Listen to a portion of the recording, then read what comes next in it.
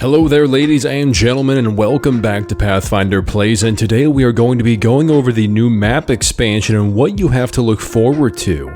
Before we get to that, some random facts you guys might find of value. The map expansion will consist of 9 new sectors which will border the southern and eastern portion of the map.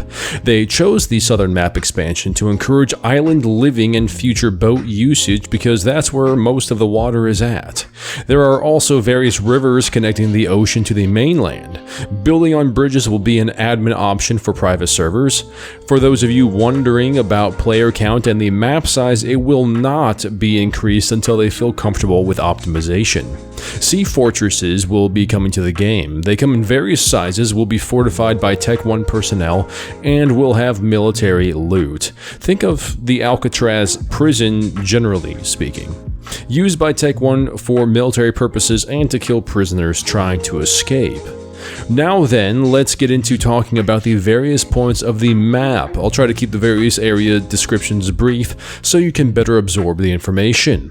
Number 1. Abandoned Weapon Factory, called the Torpedo Factory. Military grade loot, high tier in some different vehicles. Number 2. Windmills, free electrical energy, possibly controllable energy for distribution to different parts of the map. Will be tied to story elements to be added later. This area will be of great strategic importance. Number 3. Hotel Resort with Water Park. The resort goes all the way down the coast to number 24. It will be added over time due to the size of it, and we will have general loot to expect, military crates, and a variety of other items. Number 4. Railway Yard. This has military grade crates and might be home to future trains that are operational during the game, and it will be guarded by sentries. And for those of you who don't know, the red dotted line that you see on the map is the railroad, and it connects to the train station on the mainland. Number 5. Small shipyard. Directly tied into ships and boats, they can find ship parts here, and you guys will be able to come here to repair, upgrade, and maintain the ships and boats here. This will house specific machinery for boats that are here only. Various tiers of boats will be added over time, and players will be able to build docks as well, so we're talking about anywhere from a makeshift raft all the way up to a yacht.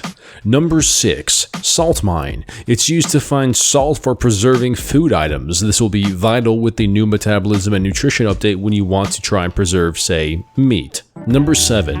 Most important location on the southern island, a ferry cargo port. This serves at a main port. Prisoners, cargo, and supplies get imported through there. This is connected via railway and road and water. High tier loot and important story location in the future. Various NPCs, hostile and friendly, will also be there, and you will experience ships transporting goods to and from that location in the future.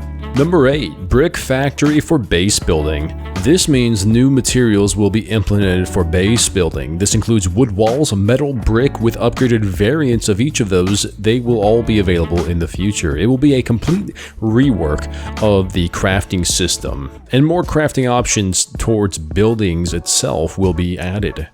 Number 9. Junkyard. Will contain scrap metal and building materials, toolboxes, bolts, screws, nails, etc. Car upgrades as well, Mad Max style for the upgrades. Number 10. Large Hospital. It's bigger and better than the sanatorium. You will find special medical machinery there where you can equip your character with freaking artificial limbs one day. Cyborg players, computer implants, etc.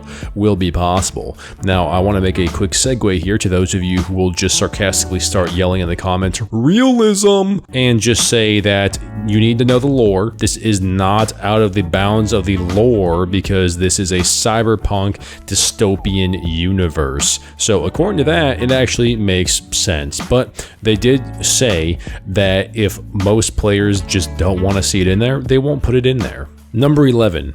Racetrack. This will be a place to host events and maybe even find special cars to drive down the road. Number 12. Another large city, a central hub for the map where the eastern map expansion meets the mainland and is accessible by boat. Number 13, lake camp with mobile homes and boats, and you can find fishing equipment there. Number 14, military barracks, tough security measures and high-end military loot as well. Number 15, areas to find civilian ship. Going here will guarantee a factory-made ship for the player to use. Number 16 is a standard village similar to the ones you find on the mainland. Nothing too special about this one. Number 17, Shellfish Farm, a good place for fish and clams. You can practice your fishing skill when the skill gets implemented, and you can do that from your boat or from the coast. These will also be useful for future cooking recipes. Number 18. The red circles are lighthouses, and they are scattered across various islands. They will be functional in the future, but not initially. Number 19.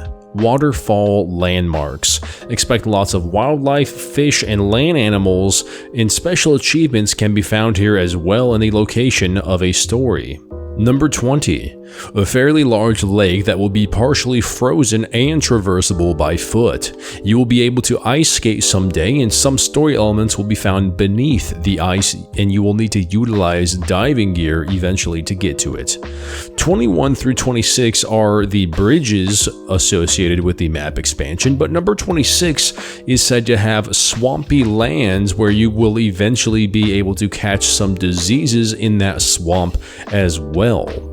And ladies and gentlemen, that is a quick overview of the points of interest coming to the map expansion and what you have to look forward to regarding that. I hope you found value in this information, and I hope you are already planning your new base locations and areas to raid and assault players at, and maybe looking at some future choke points as well. Who knows? Maybe we can get some island hopping campaigns going on down there, and that would be super cool. For those of you guys looking for a great Scum server to play on, go ahead and check out the description below. My server is labeled PATH.HOUSE-CONDEMNED, and it is a PvPvE with a bit of RP elements sprinkled in there. If you guys want to be a channel member, I would highly encourage you to do so. You get great perks at a fair rate, and I just want to say thank you to my current members as well. And finally, if you guys like scares, survival, and scavenging, consider hitting that subscribe button, that like button, and share this video with your friends. And I will see you all in the next one. Path out.